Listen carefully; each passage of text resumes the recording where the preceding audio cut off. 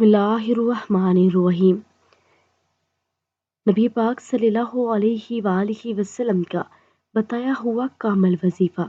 عبداللہ بن حبیب رضی اللہ تعالیٰ عنہ کہتے ہیں کہ ہم ایک شدید اندھیری اور بارش والی رات میں رسول اللہ صلی اللہ علیہ وآلہ وسلم کو تلاش کرنے کے لیے نکلے کہ آپ ہمیں نماز پڑھا دیں، تو ہم نے آپ کو تلاش کر لیا۔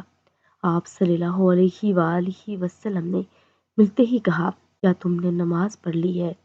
تو میں نے کوئی جواب نہیں دیا۔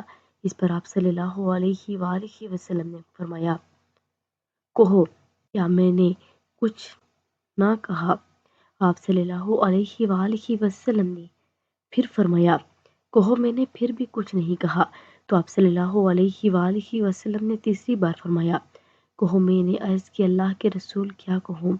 آپ صلی اللہ علیہ وآلہ وسلم نے فرمایا، تم صبح اور شام کے وقت کہا کرو، قل ہو اللہ احد، اور اس کے ساتھ سورۃ فلق اور سورۃ ناس 3 بار پڑھا کرو، یہ تمہیں ہر چیز کے لیے کافی ہو جائیں گی۔